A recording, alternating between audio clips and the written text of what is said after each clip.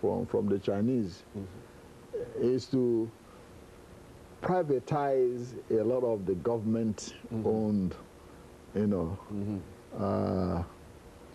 structures.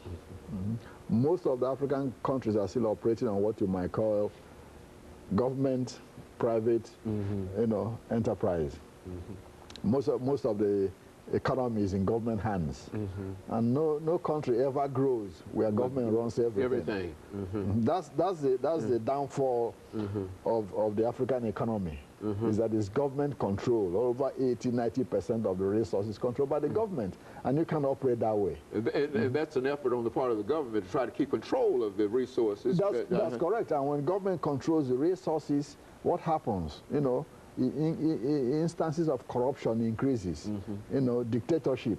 The people, because they don't have control of the resources themselves, they can't do anything about it. See, that's why people at times wonder, say, well, why are those Africans very passive? They just let somebody stay in power for years. Because the masses don't have the control of the resources to challenge the government. Hey, if the government is paying you, you can't start demonstrating against that government because you lose your job. Okay? So, but when the economy is privatized and say, hey, 90–95% of the resources in the hands of the people in private enterprises, yeah, people can then be able to agitate against government because government doesn't control their livelihood. But when government controls your livelihood and everything, it's difficult for you to agitate, you see? So that's very important. But though China is still what you call an authoritarian state, but it has privatized, its economy to an extent. To an extent, that it fuels growth and all this. Before, in the rural areas in China, you had what you call collectivization, where farmers farm together, sell their products together, and then divide it together. Regardless of how hard you work, you still get the same thing somebody who's sleeping is getting. Okay? But when Deng Xiaoping came, he said, no. You can have somebody sitting down, digging a hole the whole day, and somebody digs 10 holes. You got to pay the person who dug 10 more than the person who dug 1. Okay? Yeah, that's what he did in the village. He said, hey, we're not going to go back to that old thing.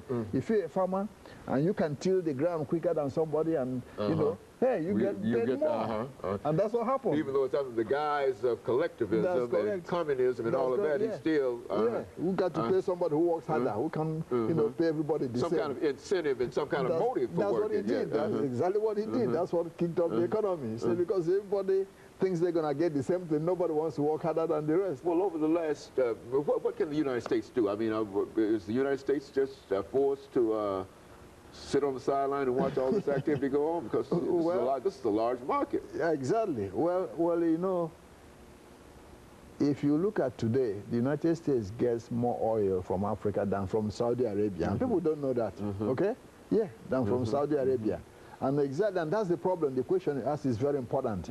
Because now, with all the problems we have in the Middle East, the United States say, hey, Africa is our savior. Still, they have not, that's what I was wondering. Still, they've not looked to Nigeria and some of these other areas where the oil exists. We already get about 25% of oil here from Nigeria, okay? And so we already do a lot of... That's correct. But what is happening is that China is challenging that hegemony and saying, no, we're not going to allow them to take all that oil. We better go there and get most of it before they come in. There's a difference between getting 25% of it and 20% of it, even 10% of it. And owning it too. Very That's good. Correct. Okay. And of course, Dr. LMadu, we're going to have to call an end to this for today. Yes. But this is the information that we thought that you would bring to us, and we certainly appreciate that. Yeah. And of course, we know that some of these things will never work themselves out, but at least we have some information in reference to it.